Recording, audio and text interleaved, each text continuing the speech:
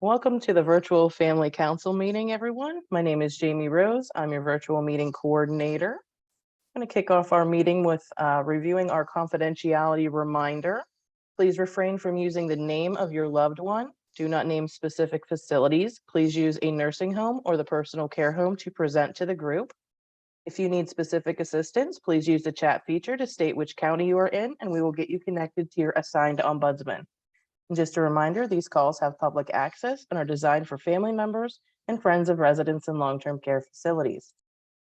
Our meeting agenda this evening, we will get our virtual meeting tips from Jay, and then we'll turn it over to our speaker to share some information on the VA Caregiver Support Program, and then we'll round up our meeting with our upcoming meeting topics. Believe it or not, December will be our last meeting for the year. So without further ado, I'll turn it over to Jay. Thank you, Ms. Rose. Ladies and gentlemen, you've all been placed on mute upon entry. We'll open the lines in a bit so that you're able to share. If you would like to speak or have a question, please use the raise hand feature. Once you raise your hand, we'll know to acknowledge you and unmute your line. The chat feature is at the bottom of your screen as well. Once you maximize it, you'll be able to chat with presenters or others during the meeting. If you need to step away, you can stop sharing your camera by clicking on the camera icon, again at the bottom of the screen. You can click on it again to start sharing your camera again. And finally, concerns or questions can be directed to me at the State Ombudsman Office. My number 717-783-8975, or you can email us at capital LTC-ombudsman@pa.gov. Jamie, back to you. Thank you so much, Jay. All right. And I'm going to turn it over to Renee Shandor. She's the General Caregiver Support Program Coordinator down at the Altoona VA. So take it away, Renee. Thanks, Jamie. Hi, everybody. Thank you all so much for joining me. As Jamie said, my name is Renee Shandor, and I'm the General Caregiver Support Program Coordinator. I have been in this role formally since about this past December. So it's been just about a year formally, but prior to that, I was detailed and kind of learning the role from somebody who had recently retired. So I am still learning, but I am going to do my best to be able to answer any questions that any of you may have. And it's a pleasure to be with you again, like I said today, and I'm excited to be able to give you guys a little bit of information.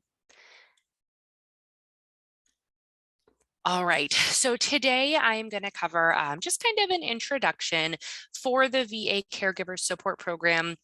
Under the VA Caregiver Support Program, there are two unique but separate programs, and we often just are kind of referred to CSP for short. We have the Program of General Caregiver Support Services, which we also refer to as PGCSS, and we have the Program of Comprehensive Assistance for Family Caregivers, which we refer to as PCAFC. And these two caregiver support programs are administered under the Veterans Health Administration.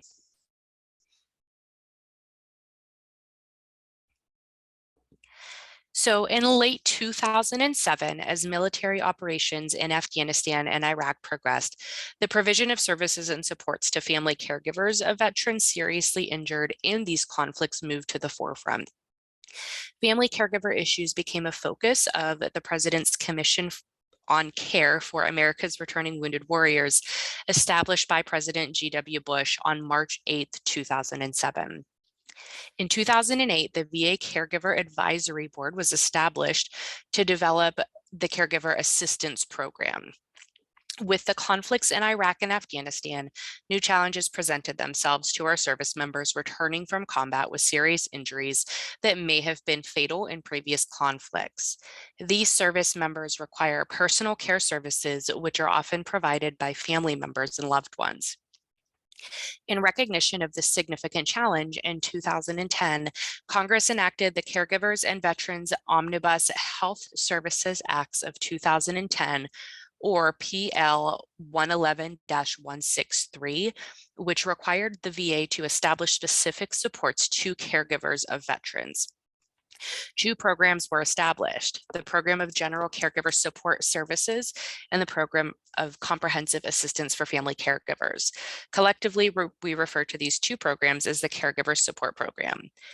PCAFC was established and created for family caregivers of eligible veterans who had serious injury incurred or aggravated in the line of duty. 10 years ago, the program began officially accepting applications for PCAFC. In 2018, the VA Mission Act required the VA to expand eligibility for the Family Caregivers Program to caregivers of veterans of all eras in a phased approach, establish new benefits for designated primary family caregivers, and other changes that affected program eligibility and the VA's evaluation of PCAFC applications. The expansion was implemented in two phases. Veterans who were seriously injured in the line of duty before May 7, 1975 became eligible as of October 1st, 2020. And as of October 1st, 2022, veterans of all service eras were able to apply.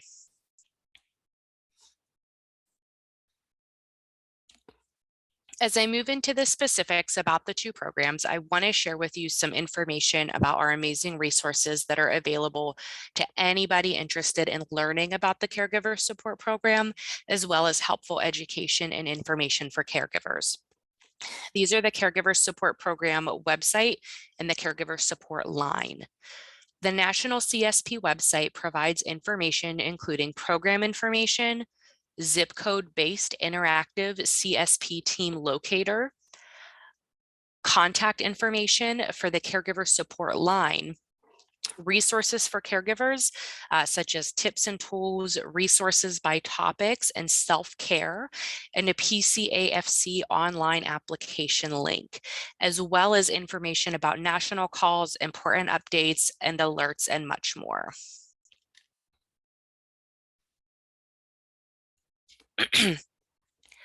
The Caregiver Support Line is a toll-free number for caregivers, family members, friends, veterans, and community partners to contact for information related to caregiving and available supports and services. Information on caregiver support services, counseling, and educational services can be provided, as well as referrals to the local caregiver support program. The Caregiver Support Line is available Monday through Friday, 8 a.m. to 10 p.m. Eastern Time, and Saturday from 8 a.m. to 5 p.m. The Caregiver Support Line is staffed by VA professional staff. Now we'll talk about the Program of General Caregiver Support Services, or PGCSS. The mission of PGCSS is to serve caregivers with respect and service excellence through a wide range of support, education, and tools that empower them to care for themselves and the veteran.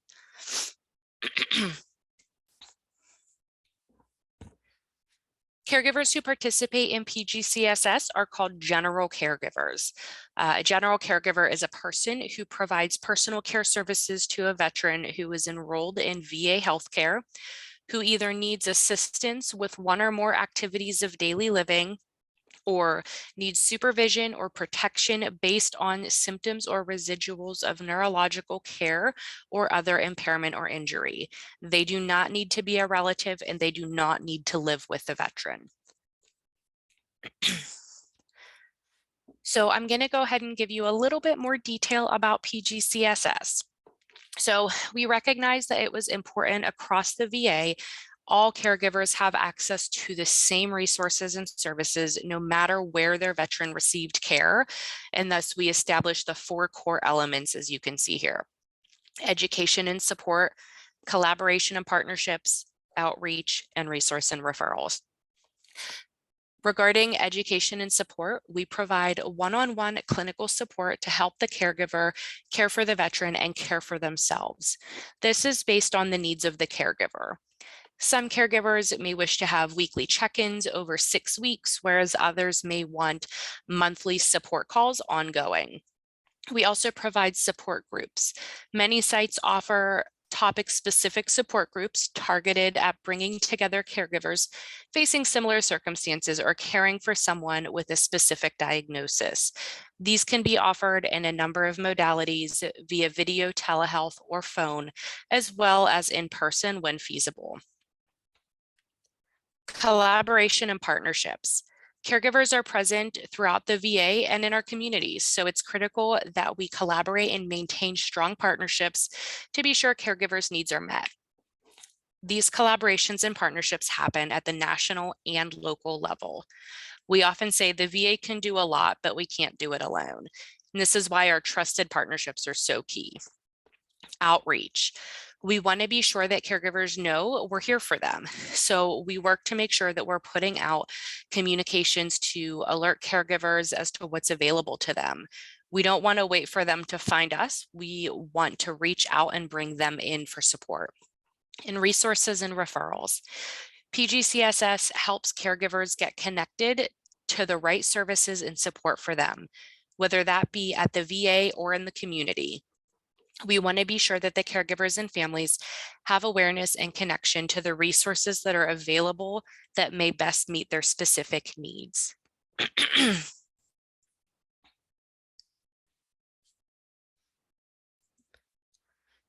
Training and support is offered through different opportunities via in-person, online, and telehealth sessions. So I want to touch base on a few of our education and support options. We have VA SAVE, which is a suicide prevention training that equips caregivers to demonstrate care, support, and compassion when talking with their veteran who could be at risk for suicide. It offers important information as well as simple steps and actions that caregivers can take. We also have Building Better Caregivers, which is an online workshop with 6 weekly self-paced lessons, facilitator guidance, and group support for caregivers of veterans with dementia, memory problems, PTSD, or a serious brain injury. We also offer Annie Caregiver Text Program, which promotes self-care for both veterans and their caregivers. Annie can help manage stress and support self-care by sending 3 text messages a week with a focus on education, motivation, and activities to manage stress. Lastly, we have our Reach VA Caregiver Program, which provides caregivers with problem-solving skills, stress management techniques, and specific information on disease-related concerns that are customized for each caregiver.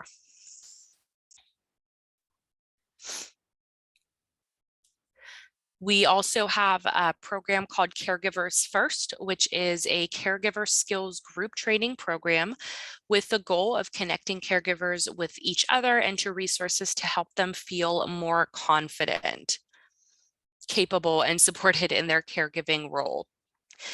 We also have the peer support mentoring program. This links caregivers to a peer who has experienced similar challenges and situations in order to provide additional support and guidance along the caregiving journey. And I'll review the website and the caregiver support line next.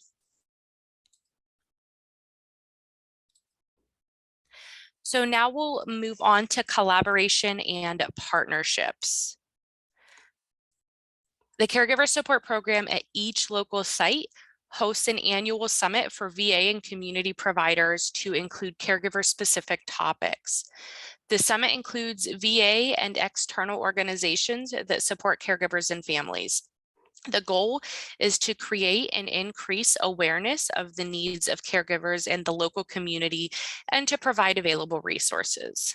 We also have an annual caregiver and family resource fair at every VA facility for veterans and caregivers with a focus on caregivers and families, on Veterans Health Administration, Veterans Benefits Administration, local nonprofits, and county services.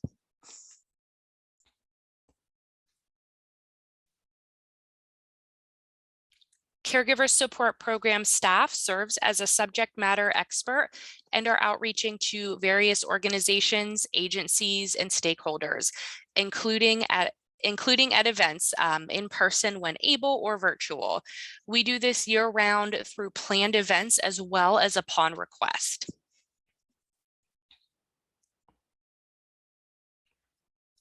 Caregiver support program staff work firsthand with caregivers to connect them with caregiver support program, VA, community and partner resources. We have strong relationships with our VA and non-VA partners to help caregivers address any number of issues or needs that they may have.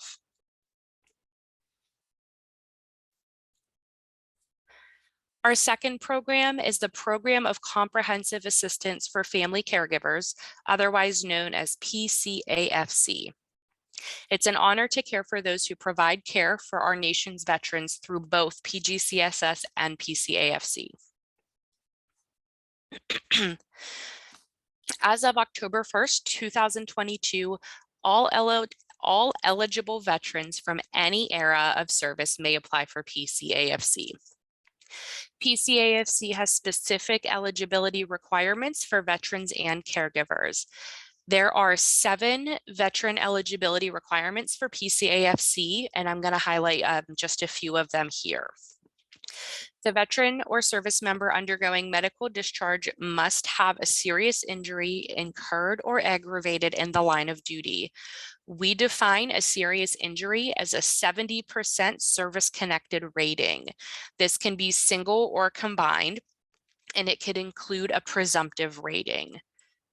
The veteran must need in-person personal care services for a minimum of 6 continuous months based on any one of the following: an inability to perform an activity of daily living, a need for supervision or protection based on symptoms or residuals of neurological or other impairment or injury, or a need for regular or extensive instruction or supervision without which the ability of the veteran to function in daily life would be seriously impaired. For more information about the eligibility requirements, you can check out the eligibility fact sheet on the Caregiver Support Program website at www.caregiver.va.gov. PCAFC offers the same services and resources to caregivers of veterans as PGCSS. In addition to those, PCAFC also provides a monthly stipend for the caregiver, mental health counseling that does not have to be related to the care of the veteran, enhanced respite care for not less than 30 days, beneficiary travel, access to CHAMP VA if eligible, and education and training. Recently, of note, a contract has been awarded to a vendor to provide financial planning and legal resources for primary family caregivers using a phased implementation timeline.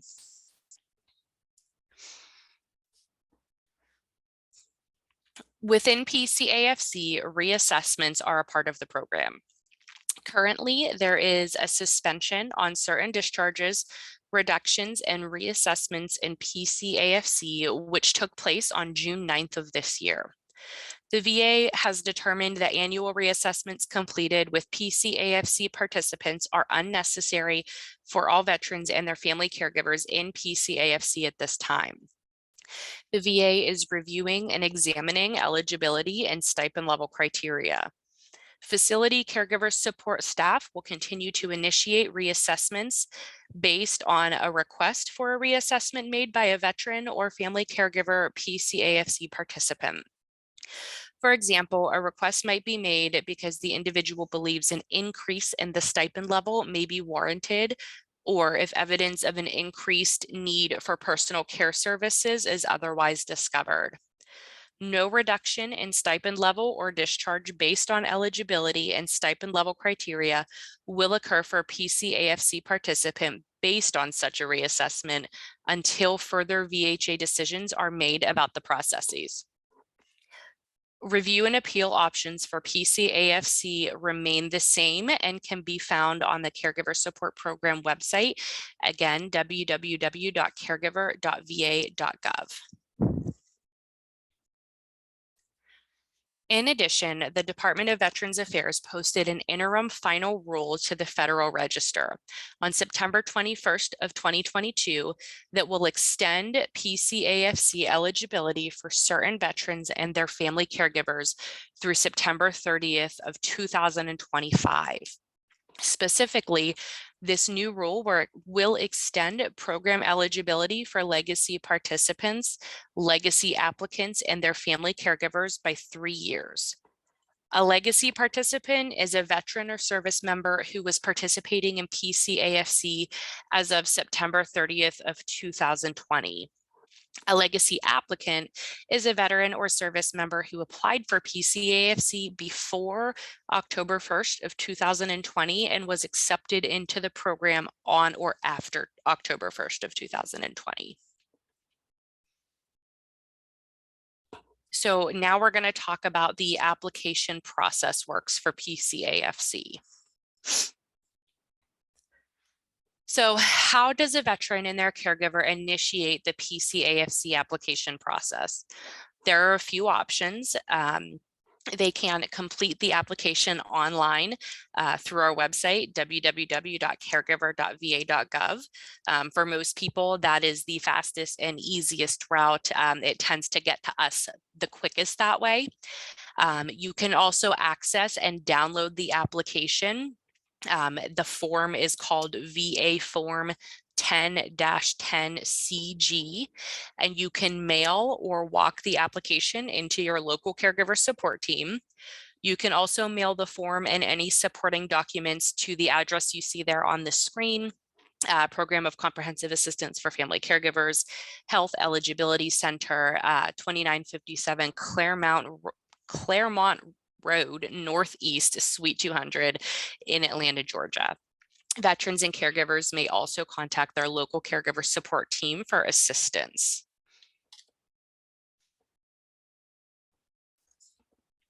The first step, as already mentioned, is for the veteran and caregiver to complete and submit their application for PCAFC. Once an application is received by the caregiver support team, a preliminary review is performed. Following the preliminary review, a veteran assessment, veteran functional assessment, and caregiver assessment is scheduled and completed by the CSP team at the facility. The CSP team collaborates with the veteran's primary care provider for input about the veteran's needs. The completed assessments are then reviewed by the VISN Centralized Eligibility and Appeals Team, which we refer to as SEAT, to determine initial eligibility. Our SEAT teams are located at the VISN level, which stands for Veterans Integrated Services Network. If SEAT determines initial eligibility is met, the caregiver is referred for caregiver training. An initial home care assessment will take place, and SEAT verifies caregiver training completion and the results of the home care assessment and makes the final eligibility determination and stipend level. The veteran and each family caregiver applicant will receive a decision notice regarding their eligibility determination. Before, during, or after the PCAFC application is submitted, a veteran and their caregiver may be referred to PGCSS. Again, there's no application process for PGCSS. It's encouraged for the veteran and their caregiver to enroll in PGCSS at the start so that they can begin receiving support services and have access to resources. If at any time a veteran or caregiver disagree with any portion of the decision regarding their application, they can file for a review or appeal.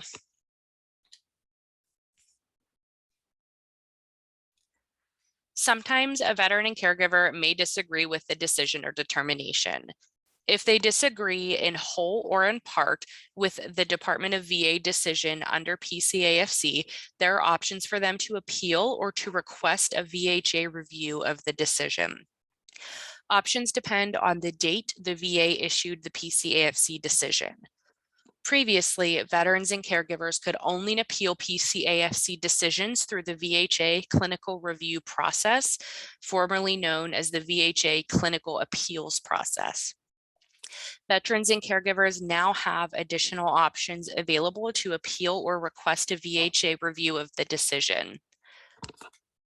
For information and to initiate the VHA clinical appeal review process, the veteran and caregiver should contact the patient advocate at their local VA medical facility. To find your local VA medical center, you can use the VA locator for your local VA medical center. Caregivers will receive a letter explaining their options. Now to cover the different methods of review and appeal for veterans and caregivers if they disagree with one or more of their PCAFC decisions. Regardless of when those decisions were made, more than one method may be used simultaneously. If the veteran and caregiver disagree with PCAFC decision issued before February 19th of 2019, they can now appeal to the board using the legacy appeals process. If the veteran and caregiver disagree with the PCAFC decision issued on or after February 19 of 2019, they can utilize one of the following three options: a supplemental claim, a higher level review, or an appeal to the board. Higher level review is a review by an experienced decision maker within the caregiver support program who was not involved in the prior decision. A supplemental claim is a request for VA to consider new and relevant evidence that was not of record when the VA made its prior PCAFC decision. An appeal to the board is a request for a veteran's law judge to review a decision by VHA. As a reminder, the VHA clinical review process is also available for decisions made on any date. However, a VHA clinical review is not available if the veteran and caregiver have filed an appeal to the board. There's an informative, frequently asked questions document on our caregiver support program website titled Changes to Review and Appeal Options for Program of Comprehensive Assistance for Family Caregivers, PCAFC decisions. And the VA Form 10-305 spells out review and appeal options very well, excuse me, and includes links. And that brings me to the end of my presentation. I hope this was helpful for you guys, and you can always check out our website that is listed there. Again, www.caregiver.va.gov. It's got a ton of really helpful information, and our National Caregiver Support Line phone number is listed there as well.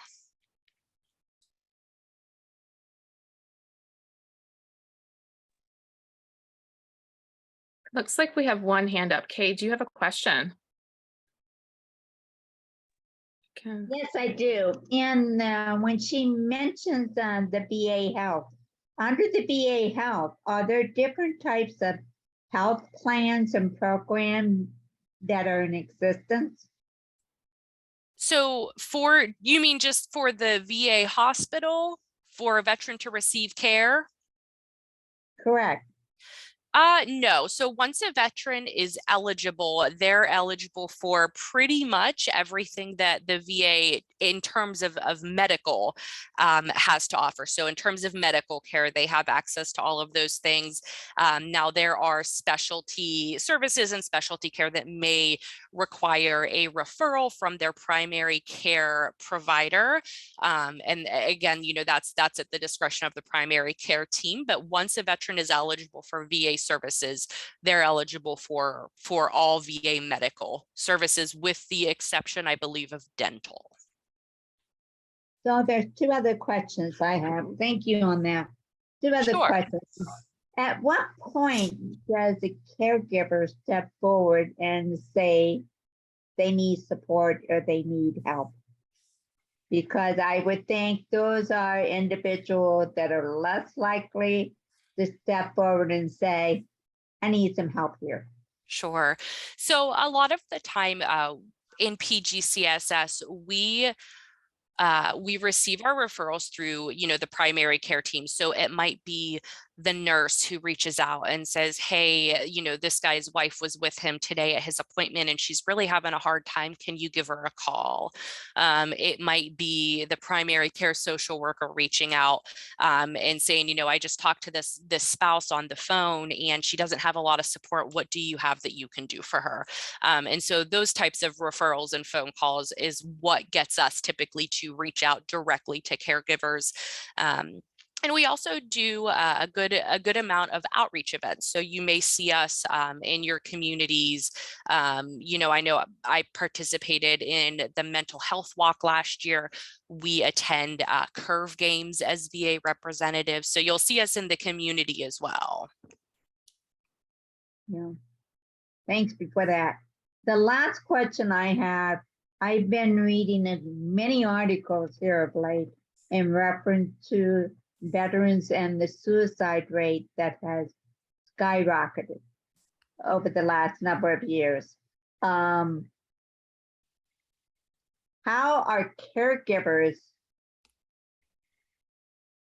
role play in this obstacle where, you know, you don't know when it's going to trigger, when the veteran is actually going to take action and hurt himself or herself? So, and I mean, and I'm not going to sit here and pretend to be a subject matter expert. We have a whole suicide prevention team at the VA. What I will say is that our suicide prevention case managers work really hard to be able to identify veterans who may be at a higher risk of suicide, and they heavily case manage them. So there are, you know, a lot of phone calls, assessments. They can call the VA crisis line. In terms of the veterans. For the caregivers, we offer, I think I mentioned earlier, what's called our VA SAVE training, which is suicide prevention for specifically aimed for caregivers of veterans. So we offer these classes quarterly. Right now, they're virtual, but it's just a class. It's not, you know, it's not a group. It's not something that they have to drive to Altoona for, but we do offer suicide prevention caregivers for caregivers of veterans specifically. Okay. Okay. I like to kind of stay on top of that because just as, you know, there's so many of them around that you really don't often see this coming on. And so I just wanted to bring that up. Thank you. Sure. We had a few questions in the chat as well. The first question was, what kind of training do the caregivers get during the training portion? So I don't actually know the answer to that question. I'm on the PGCSS side of things. So once somebody is accepted into PCAFC and they are going through that caregiver training, that is something that is specific to PCAFC. So I don't have an answer to that, unfortunately. That's okay, no worries. Another question that came in the chat was, if a veteran who was not 100% service connected, can they still receive medical care at a veteran hospital but must pay a stipend for care? That's a question they're saying, correct? And then how does a veteran get their stay paid for in a SNU? I'm assuming that's a skilled nursing unit. Okay, so 2 separate things, it sounds like there. Yeah. Regarding just the general VHA care, if a veteran, you know, wants to go to their local VA to receive medical care, they do not have to be service connected. And they don't have to pay a stipend. They may have a copay based on their income, but they don't necessarily have to pay a stipend. And I think this stipend may have come from in the presentation. If the caregiver and veteran are approved for the PCAFC program, the caregiver gets paid a stipend to be providing that level of care to the veteran. But if the veteran is just, you know, looking to go to their local VA for medical care, they don't have to be service connected. There's a lot of different criteria. I'm not an expert on that. It depends on the era, the age, the financial stuff. But we always recommend, you know, if you have questions about enrollment, to give them a call, and they're usually really good about helping people fill those applications out and kind of just understand, you know, why they may or may not be eligible, but they don't have to be service connected to receive medical care. And then what was the second question? The second question was, how does a veteran get their stay paid for in a SNU? I believe that's a skilled nursing unit. Yes. So that would not be through the caregiver support program. In order to get their there would have to be a skilled need for them to have their stay paid for, but the veteran would have to be 70% service connected or more in order to have that paid for by the VA. And they would have to be staying in one of our contracted facilities. I'm trying to think of how many there are. Last I knew, I think there were probably 7 or 8 contracted facilities that works with the VA. They only pay for skilled nursing, not personal care, but they'd have to be 70% service connected or more for that. Okay.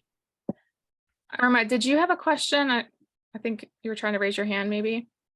Yes, thank you. Mhm. Yes, thanks. Hi, Renee, this is Irma Rappaport. I live in Connecticut and I was welcomed here a few months ago to speak about the Essential Caregivers Act that I've been actively getting co-sponsors from representatives. I got 45 co-sponsors since May. And recently I was able to email and get the endorsement for the bill from Carrie in Pennsylvania, and Jamie and others were wonderful to help with that. So my question is, we have a list of supporting organizations in the information that I give to the representatives, and I included Carrie on that. We also have the Michael J. Fox Foundation for Parkinson Research. By the way, that was an excellent presentation, and I felt that it obviously showed how much support caregivers give to the veterans.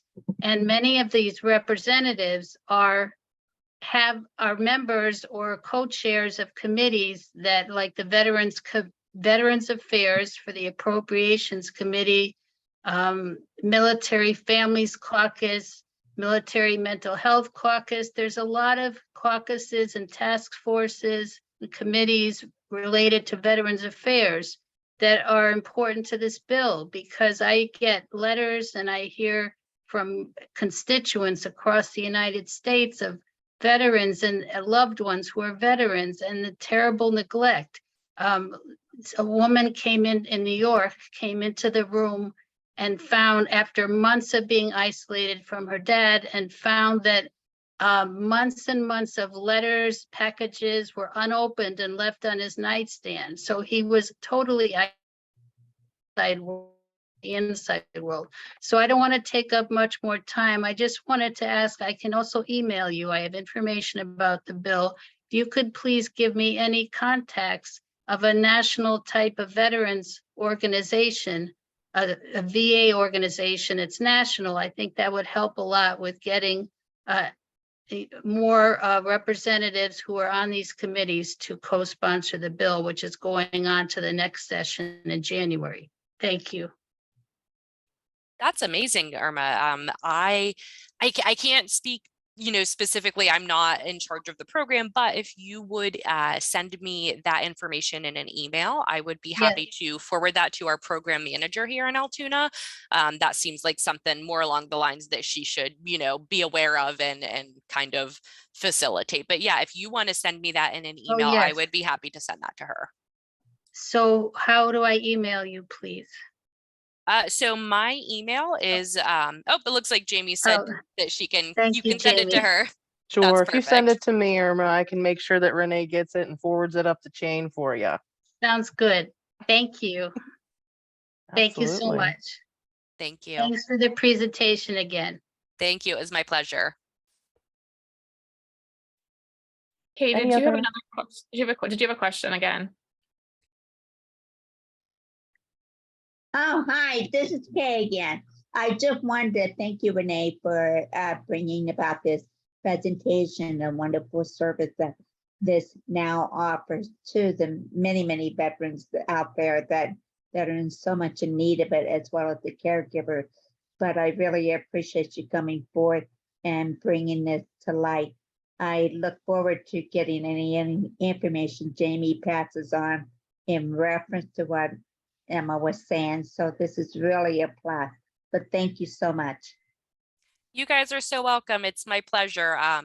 Like I said, I know that I'm new to the program, but I really do love the caregiver support program and I really enjoy doing what we do. So I'm always happy to come and speak. Yeah, thank you so much. And if we have any other questions, if you guys are like me, you think about it and you still have questions, just send those along to me. I'll make sure that we get them to Renee and get you an answer. Absolutely. And thank you so much, Renee. It was a great presentation. No, thank you guys. Thanks for having me. I appreciate it. Right. So I did want to share that we actually have Veterans Affairs again for December. So they have quite a bit of programs. We're going to have them talk about the programs and services as an overview and a little bit about like the criteria on how to apply for things. And then we have another speaker who's going to give us an overview of the state veterans homes. So they're going to show us where the veterans facilities are and give us a little overview of the services that are offered in their facilities. So I was really excited about that. I kind of jumped on it. And I don't have the date showing here, but our January meeting is actually going to be on our life programs. So I'm checking off the list for you guys. If you have any other folks that you would like to see a presentation for, if you would like more information, please let us know. You can email me or Jay or hop on over to our Facebook page. And we still have our YouTube channel is hopping. So we'll make sure we get this uploaded to those as well. So thank you all for joining. Please stay safe out there. I do hear that we're getting a little bit of weather there in Pennsylvania, so please take care and stay safe. Any specific questions? Here is Jay's email here, ltc-ombudsman@pa.gov, or you can give him a call at 717-783-8975. So thank you, everyone. Have a great night.